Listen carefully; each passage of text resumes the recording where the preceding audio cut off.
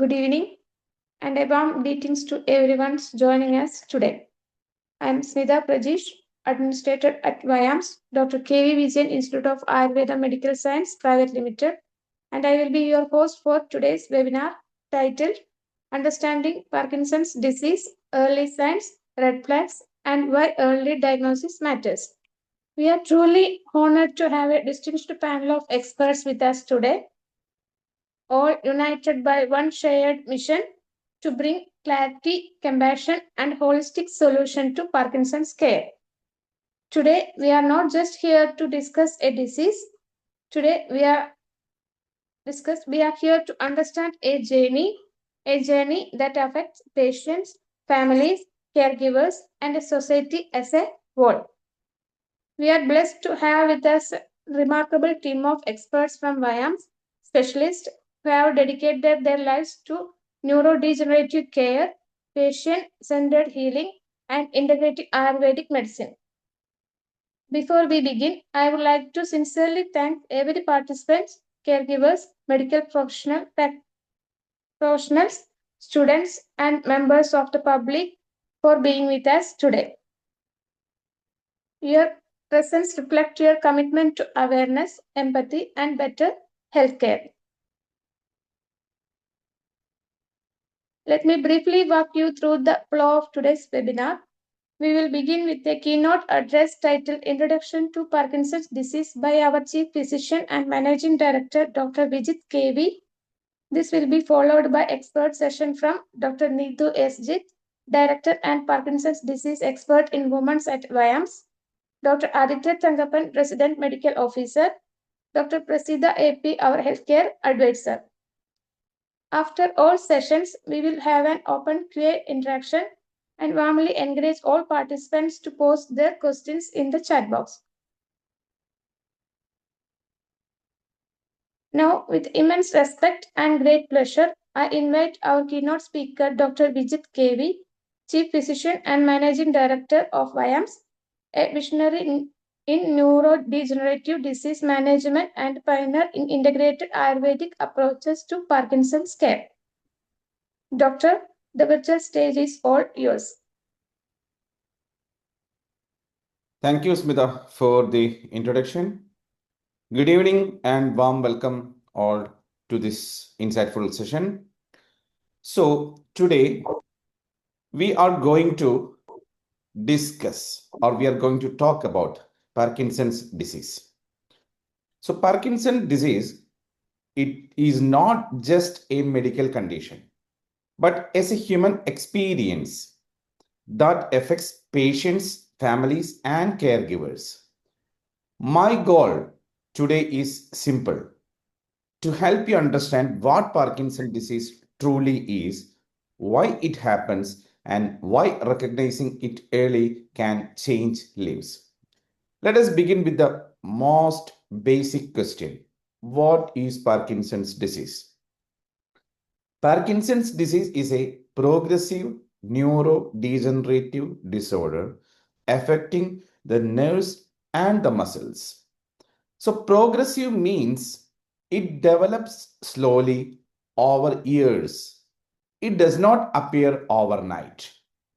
Neurodegenerative means certain nerve cells in the brain gradually lose their function and die or degenerate completely. So Parkinson's disease primarily affects movement, but it is not only a movement disorder. It also affects sleep, mood, digestion, speech, thinking, and behavior. So many people think Parkinson's is just tremor. This is a dangerous misunderstanding. In reality, Parkinson's is a multi-system disorder. Some people live many years with mild symptoms, others progresses faster. Every patient journey is different. This is why Parkinson's disease must be understood early and managed in a personalized long-term way. According to the World Health Organization, Parkinson's disease is one of the fastest growing neurological conditions worldwide. This rise is not because people are weak, it is because people are living longer and aging increases vulnerability of the nervous system. So, next is the biological sorry. Next is the biological cause, that is the substantia nigra. Let us understand why Parkinson's disease happened. Deep inside the brain, there is a small but extremely important area called the substantia nigra. This area produces a chemical messenger or a neurotransmitter called dopamine. So, dopamine is essential for smooth, coordinated movements. So, in Parkinson's disease, the dopamine producing neurons in the substantia nigra slowly begin to die. By the time motor symptoms appear, nearly 40 to 50% of these neurons may already be lost or may be in the path of degeneration or the progressive degeneration. This is why early symptoms are often subtle and easily ignored. The loss of these neurons it is not caused by a single factor. Research shows multiple contributors: abnormal protein accumulation, mitochondrial dysfunction, oxidative stress, chronic inflammations, genetic vulnerability, and environmental toxins. So, for the most patients, there is no single identifiable cause. This is important for families to understand. So, Parkinson's is not caused by weakness, stress alone, or something the patient did wrong. It is a biological process unfolding silently over years. Let's discuss about the role of dopamine. Dopamine is not just a movement chemical or a neurotransmitter. It plays a role in the movement, emotion, and the brain reward and motivation system. This explains something very important. Why Parkinson's patient may experience depression, apathy, anxiety, and loss of motivation even before movement problem appear. Why dopamine levels drop, automatic movements became difficult. Walking became slower, armsing reduces, facial expressions becomes less animated. Patients may say, I feel stuck. Medications help, like levodopa help by relaunching dopamine pathways. But dopamine therapy is not magic. It improves movement significantly. But emotional and cognitive symptoms often need additional support. That is why Parkinson's care must be holistic. Medication alone is never enough. Exercise, physical exercises, sleep, mental health care, nutrition, and rehabilitation are equally important. Let us see the global statistics. So, Parkinson's disease is the second most common neurodegenerative in the world after Alzheimer's disease. Globally, millions of people are currently living with Parkinson's disease. Large international studies show that the number of people affected has more than doubled over the last few decades. This rise is expected to continue. Why? Because populations are aging, people are living longer. Neurological health is now a global health priority. In countries like India, the burden of families and caregivers is immense. Parkinson's does not affect one person alone, it affects the entire household. This is why awareness, early diagnosis, and community based care are no longer optional, they are essential. Parkinson's disease does not begin Parkinson's disease begins very quietly, often years before diagnosis, with small signs there that are easy to ignore. But early recognition changes outcomes. Early care preserves independence. early intervention protects quality of life. If you notice slowness, stiffness, loss of smell, sleep disturbances, or subtle changes in movement, do not dismiss them as just aging. Seek expert evaluation early. Parkinson's disease is manageable. Hope is real. And timely action makes all the difference. So, this is the conclusion of the first session. Now, Dr. Needu will talk about the early signs of Parkinson's disease. Over to you, Doctor.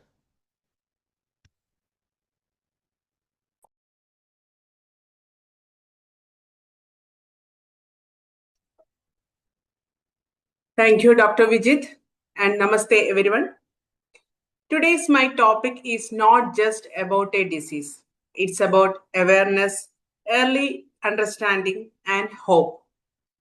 So, I am going to talk about what happens before Parkinson's disease is usually diagnosed. Most people believe that Parkinson's disease begins with tremor. But let me ask you an important question. Does Parkinson's disease always begin with tremor? The answer is no, not always. And understanding this single fact can make a life changing difference for patients, families, and caregivers. When does Parkinson's disease really begin? Parkinson's disease is usually diagnosed clinically based on motor symptoms such as tremor, muscle stiffness and rigidity, slowness of movement, changes in walking and posture. But here is a very important point that many people don't realize. By the time these movement symptoms become noticeable, nearly 40 to 50% of dopamine producing brain cells are already lost. So, Parkinson's disease does not begin with tremor. It often begins years earlier, quietly, subtly, and silently. That early phase is what we are focusing on today. Let's clear up one of the most common misconceptions. The myth is if tremor is no, if there is no tremor, it cannot be Parkinson's disease. The reality is only about 70% of people with Parkinson's ever develop tremor. Many patients first experience non motor symptoms, sometimes 5 to 10 years earlier. So, today I invite you all to start thinking beyond tremor. Now, we are moving to non motor symptoms, that is, the early clues.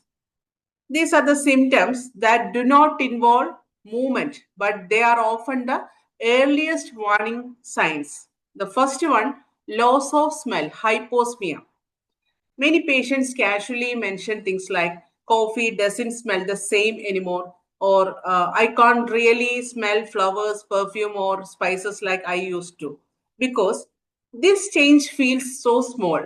Most people don't worry about it all. They usually blame sinus problems, allergies, or simply getting older. And that's exactly why this symptom is so easy to miss. But in Parkinson's disease, loss of smell can occur years before any movement problem appears. The next one, chronic constipation. Why does this happen? Because Parkinson's disease does not affect only the brain, it affects the nervous system of the gut. In Parkinson's disease, an abnormal protein called alpha synuclein begins to accumulate in nerve cells. And interestingly, this protein is often found very early in the nerves of the intestine, even before brain symptoms appear. As these nerves are affected, the gut slows down, bowel movements become infrequent, hard, and difficult to pass. In fact, growing research now suggests something very important. In some people, Parkinson's disease may begin in the gut and later involve the brain. This means constipation can appear many years before tremor or stiffness. I want to assure you again, having constipation does not mean someone has Parkinson's disease.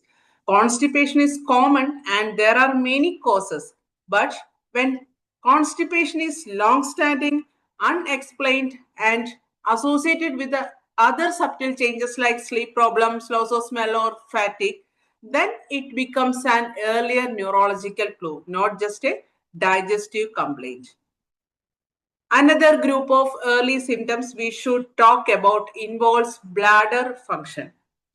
Some people notice changes such as needing to pass urine more frequently, a sudden urgency to rush to the bathroom, or waking up multiple times at night to urinate. Very often, these symptoms are treated as routine urinary problems. Patients may receive repeated course of treatment for urinary infections even when tests do not clearly show an infection. But here is an important point to understand. Just like the gut, the bladder is also controlled by the nervous system. And in Parkinson's disease, the same neurological changes that affect movement can also affect bladder control. So, when urinary symptoms appear early, especially when they occur along with other subtle signs, we need to pause and think beyond the bladder alone. The next is sleep disturbances. Now, let me ask you another important question.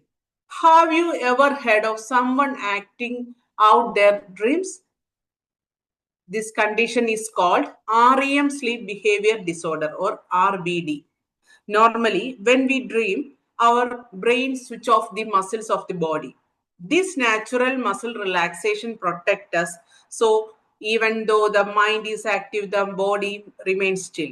But in REM sleep behavior disorder, the protection is lost. As a result, during sleep, people may shout or talk loudly, move their arms or legs, kick or punch, or even fall out of the bed. Some patients report very vivid dreams, such as being chased, attacked, or falling, as their body reacts as if the dream is real. This is not just a sleep problem. REM sleep behavior disorder is considered one of the strongest early warning signs of neurological conditions like Parkinson's disease and Lewy body dementia.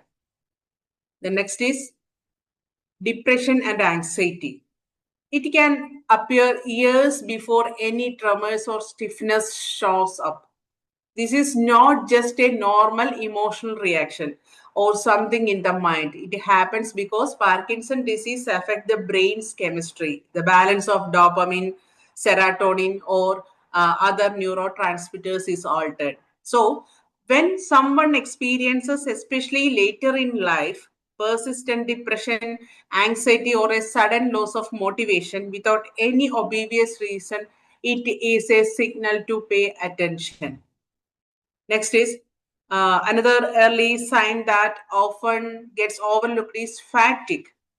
Many patients tell us, I am tired all the time. Rest does not seem to help. Even simple tasks feel exhausting. This is not laziness or lack of motivation. It is real disabling fatigue caused by changes in the brain and nervous system. When we connect with the mood changes, depression, anxiety, loss of motivation, we start to see a pattern of early motor symptoms. Now, let's move on the early motor symptoms, subtle changes that are often easy to miss. One of the earliest signs can be small or crumbled handwriting, a condition called micrographia. Patients or their families may notice that letters are becoming small than usual, writing feels cramped or take more effort, notes or signature look different than before. Often this appears even before tremor begins, making it a quiet but important early clue. Now let's talk about tremor, the symptoms most people associate with Parkinson's disease. A tremor can occur, but it is usually start very subtly. A slight shaking when the hand is at rest, a tremor while holding a cup or doing simple task. Many people dismiss it as stress, normal aging, or general weakness. Here is an important point. Tremor is not mandatory for Parkinson's disease. Now, let's discuss one of the most important early motor signs, slowness of movements, that is bradykinesia. Patients often notice that everyday activity become more effortful and take longer. Buttoning clothes feel tricky, brushing teeth takes extra time, getting up from a chair requires concentration and effort, starting to walk feels slower than before. It's not just being tired or unmotivated. The body itself moves more slowly, even though the person wants to move normally. Another subtle but important sign is changes in walking and posture. Family members often notice slower walking, reduced arm swing, stoop posture. These changes usually gradually develop, so the patient might not even notice them at first. Observant family members are often the first to spot these early signs. Now, let's talk about another subtle change, reduced facial expression. Sometimes patients may appear serious, blank, or expressionless even when they are feeling perfectly fine inside. This is called facial masking. It happens because the muscles in the face do not move as freely as early. Family and friends might notice that smiles are smaller, frowns less pronounced, or that the person seems less emotionally expressive. It's important to understand that this is not about mood or personality. It is a physical symptom of Parkinson's affecting facial muscles. The next is changes in the voice. Patients may notice that their volume has become softer or less expressive. Speech may sound monotone or lack the usual pitch variation. Interestingly, it is often family members or friends who notice this first before the patient even realizes it. Another symptom that can quietly affect daily life is restless legs and muscle cramps. Patient may experience an irresistible urge to move the legs at night or painful calf cramps. These symptoms often disturb the sleep, which in turn worsen fatigue and impact overall energy and motivation. Before we move on, I want to share an important reminder. Having one or two of these symptoms does not mean you have Parkinson's disease. Many of these signs can occur for another reasons. However, when you notice that symptoms progress over time, multiple signs appear together, daily activities are being affected, it becomes crucial to seek a neurological evaluation. So, early recognition is a key. It allows for timely intervention, better management, and preserving quality of life. Before we conclude, I want you to take away one simple but powerful message. Please don't wait for tremor. Parkinson's disease often begins quietly, subtly, with changes that may seem small or unrelated at first. These early motor and non motor signs we discussed are not a cause for fear. They are an opportunity, a call for awareness. By recognizing these changes early, we gain something extremely valuable, that is time. Time to identify Parkinson's disease sooner, time to start treatment earlier, time to slow functional decline, and most importantly, time to preserve independence, dignity, and quality of your life. So, early diagnosis gives individuals the opportunity to make meaningful lifestyle adjustments.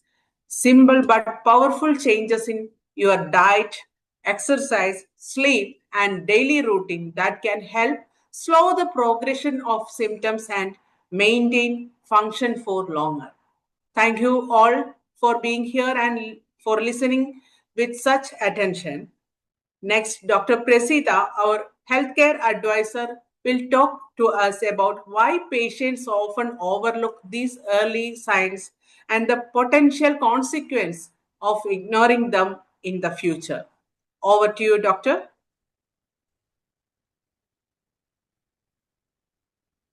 Good evening, everyone. I hope I'm audible. Yes, you are loud and clear. Okay. Thank you, Dr. Neetu Estate, for introducing me. Today, I want to talk about why early neurological conditions, especially disorders like Parkinson's disease, are so often missed or diagnosed late. So, I will walk you through 4 key reasons. First one, the aging trap. Let's start with what I call the aging trap. So, many early neurological symptoms like slowness of movement, stiffness, fatigue, reduced arm swing, or subtle changes in the posture are often dismissed as just getting old. So, patient says things like, "Doctor, I'm slowing down, but that's normal at my age, right?" Or, "My handwriting is getting smaller, maybe it's just age." So, and sometimes, unfortunately, clinicians also fall into this trap. So the problem is that normal aging does not cause progressive asymmetry, rigidity, or loss of movements. When aging becomes the explanation, investigation stops and valuable time is lost. So this is particularly dangerous because early neurological disorders are most treatable in their initial stages when neuroplasticity and symptom control are highest. Now let's move to the second point, that is the misdiagnosis loop. So the second major issue is what I call the misdiagnosis loop. So many patients first present with musculoskeletal complaints such as frozen shoulder, chronic back pain, neck stiffness, reduced arm movement. So naturally they seek help from orthopedic specialists, physiotherapists, pain clinics, and they may undergo X-rays, MRI, pain medications, repeated physiotherapy sessions. But the root cause remains unaddressed because this issue isn't structural, it is neurological. So this loop can continue for months or even years, with each specialist treating only a part of the symptom rather than the underlying disease. So the key learning here is this: when pain or stiffness is accompanied by slowness, asymmetry, or loss of automatic movements, we must think beyond orthopedics. Now, let me tell you the third point, that is the gradual onset, the silent progression. The third challenge is gradual onset. So, unlike acute conditions, neurological disease often begins subtly and silently. So, symptoms may start on only one side of the body, as a mild change in a gait, as reduced facial expression, as slight tremor or stiffness noticed only during fine tasks. Because these changes are slow and progressive, patients will adapt. So they unconsciously compensate. By the time they seek medical attention, the disease has already advanced. And this unilateral onset is actually a major red flag, especially in conditions like Parkinson's disease, but it's frequently overlooked. And now let me detail the final cause, that is the cognitive denial, the psychological barrier. So, the final and perhaps most underestimated factor is a cognitive denial. So, accepting a neurological diagnosis is emotionally difficult. So, patients may fear loss of independence, lifelong medication, social stigma, disability, and as a result, there is a strong psychological resistance to considering a neurological cause. Even when symptoms are present, patient may say nothing serious, I will manage, I don't want to think about it. So, and this denial delays consultation, diagnosis, and treatment. So, that is why empathetic communication is critical. So, patients need reassurance that early diagnosis improves quality of life, treatment can significantly control symptoms. So, a diagnosis is not the end, it's the beginning of better management.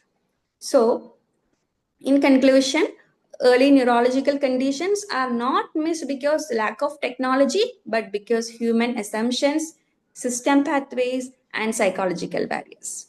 Thank you. Now I would like to welcome Dr. Aditya Tangapan, our resident medical officer, to present a session detailing how early intervention changes the course of Parkinson's disease. Thank you, and over to you, doctor. Thank you, Doctor.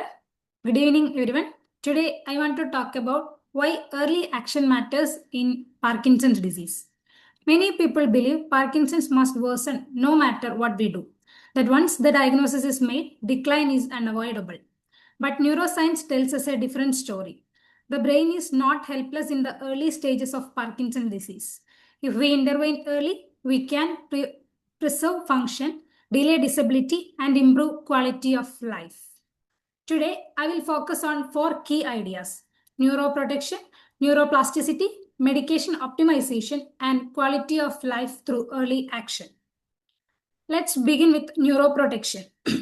Parkinson's disease involves the gradual loss of dopamine producing neurons in the brain. Here is an important fact. By the time motor symptoms appears, almost half of these neurons are already lost. But that also means a significant number of numbers are still alive. They are stressed, they are vulnerable, but they are not dead. This is our window of opportunity. Early intervention helps protect these neurons. It reduces inflammation in the brain. It lowers oxidative stress. It supports energy production inside the cell, and it improves communication between brain networks. Think of it like this. If a plant is wilting but still green, watering helps it recover.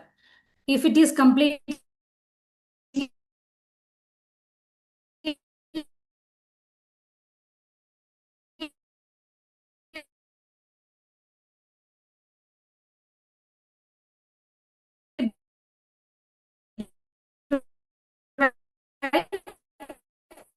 nothing can revive it.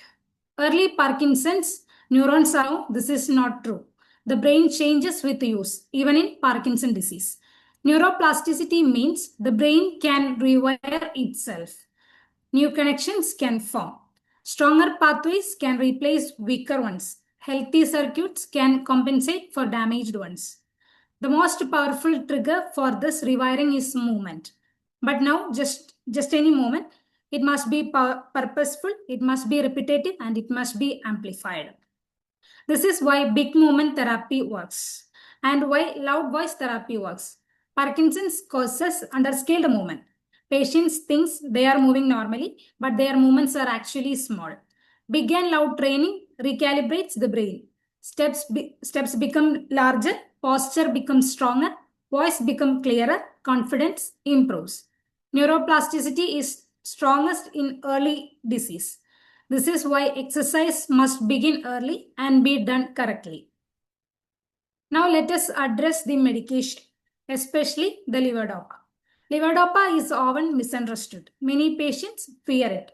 Some delay it unnecessarily, but levodopa is not the enemy. Levodopa replaces missing dopamine. It improves movement efficiency. It reduces the energy cost of movement. The real issue is not the drug. The issue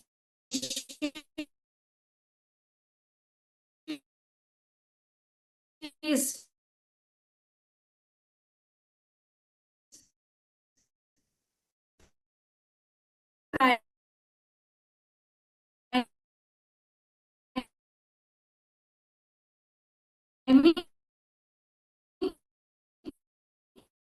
and dosing. Start together. Early intervention is not just about symptoms. It's about independence, it's about dignity, and it's about emotional well-being. Early action reduces the risk of falls. It delays freezing of gait.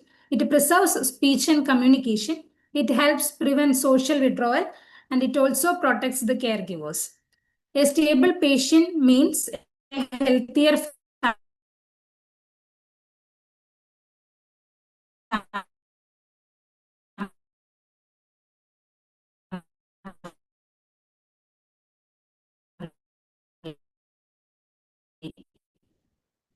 Parkinson is not only a movement disease, but progression is not passive. Early intervention allows us to protect neurons, to rewire the brain, to optimize medication, and to preserve quality of life. Do not wait for disability to act. Act while the brain can still adapt. The earlier we begin, the longer we preserve meaningful living. Thank you all. Thank you for your attention. Having discussed the importance of early intervention in Parkinson's disease, We will now move to a complementary and insightful perspective. It is my pleasure to invite Dr. Vijit KV, who will guide us through the Ayurvedic understanding of Parkinson's disease and its integration with modern diagnostic approaches. Over to you, sir. Thank you, Aditya. So, we will look. Am I audible? Yes, sir. Okay. So, we will look at Parkinson's disease through an Ayurvedic lens, Kambavada, and also connect it with modern science. My aim is to give clear, practical, and hopeful guidance for patients, families, and clinicians who are attending this webinar. Kambavada in classical Ayurveda maps closely to what modern science call Parkinson's disease. So Kamba refers to tremor and involuntary shaking. Vada denotes the bioenergy of movement that governs motor function, neural signaling, and subtle nervous system balance. So when Vada becomes vitiated, movements become disordered. Tremor, stiffness, and gait changes follow. Classical texts describe such features under Vadaja Vyadis and offer a framework for diagnosis and stage-wise management. So, in clinical practice, mapping Kambavada to modern science help us design integrative care that respects both traditions. So, the concept or the Ayurvedic concept, Vada Vyadi. So, Vada Vyadi literally means disorders of the movement energy. Vada governs nerve impulses, reflexes, motor initiation, and rhythmicity. So, when Vada loses stability, patient experienced reduced automaticity, smaller steps, reduced arm swings, frozen facial expression, etc. So, Ayurveda emphasizes that correcting Vada imbalance requires nourishment, warmth, rhythm, and stabilizing therapies. This is why therapy is aiming to ground and lubricate, that is, a Snehana and Basti are central. They target the functional root, not only the surface symptoms. Here comes the Dhatu Majja, the Ayurvedic concept, that is the Dhatu Kshaya or the Majja Dhatu. So the Majja Dhatu corresponds to the nervous tissue, marrow, and elements of the central nervous system. Dhadukshaya means depletion or weakening of this tissue, clinically seen as slowness, cognitive withdrawal, and motor decline. Ayurvedic examination looks for loss of vigor, diminished reflexes, and progressive loss of functional capacity as evidence of Majjakshaya. This concept helps explain why Parkinson's is progressive. The tissue supporting neural function gradually loses resilience unless supported with targeted interventions.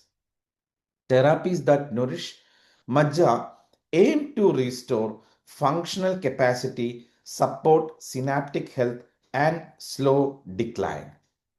So the next is the very important, the gut-brain axis, the Agni and the digestion. Modern science confirms a bidirectional gut-brain axis with major influence on Parkinson's pathogenesis and symptoms. Ayurveda's concept of Agni and Ama maps well to this. Weak digestion, microbial imbalance, and toxin buildup alter nervous function. Constipation, anosmia, and early REM sleep behavior disorder often precede motor signs, suggesting peripheral beginnings of disease in the gut, thus restoring Agni, correcting dysbiosis, and addressing intestinal health are not alternative ideas. They are complementary, evidence informed priorities. Practically, dietary correction, fermented foods, supervised probiotics, and timed medicines can be framed within Agni restoration protocols. So the Ayurvedic approaches. So the approach is the Snehana and Rasayana. So Snehana means oleation therapy, and Svedana, that is gentle fermentation. Not a severe Svedana is not advised or contradictory in the treatment of Parkinson's disease. So this Snehana and Svedana aim to soften the Vata and restore lubrication at tissue and srodhas levels. Internally and externally applied oleation supports neural conduction and mobility. Rasayana, that is the rejuvenation therapies, focusing on nourishing antioxidant and neurotrophic support to preserve function. These approaches are restorative rather than only symptomatic. They aim to rebuild tissue quality, especially the majja. So, when combined with careful monitoring and modern medication, they can improve comfort, sleep, mood, and functional outcomes. Now, the modern science. Before that, I would like to add one point. That is the Basti, that is the therapeutic enemas, is a classical Vada pacifying Shodhana used in Kambavada protocols to deliver medicated oils and decoctions to the colon, the hub of Vada and the gut brain axis. Uh, Clinical case reports and small trials suggest symptom improvement with structured Basti regimens when integrated with physiotherapy and other medications. Stress modulation, including meditation, pranayama, and regulated sleep, directly calms Vata and reduces inflammatory signals that harm neurons. Nutrients like ashwagandha, brahmi formulation, and standardized McCuna preparations provide both symptomatic levodopa and possible neuroprotective phytochemicals. Now, modern science, diagnostic dopaminergic therapy. So, the modern diagnosis identify clinical subtype, progression rate, and non-motor burden to guide the therapy. Dopaminergic therapy, especially levodopa carbidopa combinations, remains the effective symptomatic treatment for bradykinesia and rigidity. But evidence supports early, optimized physiotherapy, including amplitude based training, big and loud, balance work, and task specific gait training to harness the neuroplasticity. Combining these proven interventions with Ayurvedic rehabilitation increases functional gains and patient adherence in many integrative clinics. So, the action plan or the Ayurvedic uh, detox stress management, like Kambavada may include like gentle sneha, that is the oil massage and nasya were indicated under a clinical supervision. A supervised Basti regimen tailored by stage and constitution, Rasayana prescriptions, medicated girdas, herbo-mineral formulations for the major nourishment, diet to strengthen Agni, that is the warm, light, easily digested meals with supporting spices and fermented items when suitable, regularized routines, sleep, movement, social engagement to stabilize the Vada. Moving to the action plan and takeaways of today's session. If you noticed red flags, that is reduced smell, hyposmia or anosmia, then constipation, then REM sleep changes, subtle slowness, small handwriting, seek a specialist early. Early detection allows a combined plan, medication, rehabilitation, gut health optimization, and Ayurveda therapies to preserve function. Be realistic. Ayurveda offers supportive restorative measures, modern medicine provides potent symptom control. Integrative care is not about replacing with the other. It is about sequencing and combining them safely for the best outcomes. When using herbal minerals like macuna, do so under physician guidance to avoid interactions and dosing errors. Parkinson's or Kambavada is a condition that unfolds slowly but need not steal hope. With early recognition, careful medical therapy, neuro rehabilitation, and targeted Ayurvedic support, many patients maintain independence for years. If you are worried about someone, take the step to evaluate. Thank you for listening. I will now take your questions if there is anything.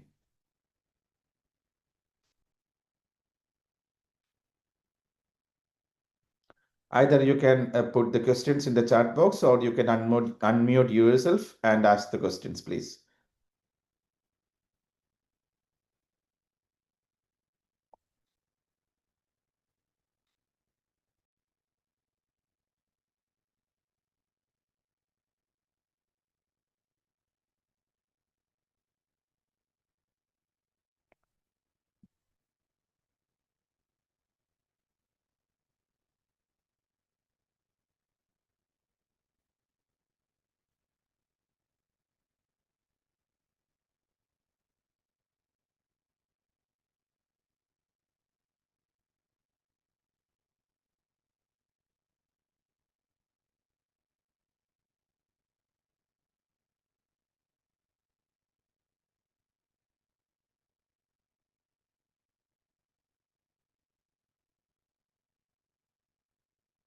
Okay, if there is any questions, you can contact us directly in the WhatsApp or call numbers, or you can email us directly. Thank you.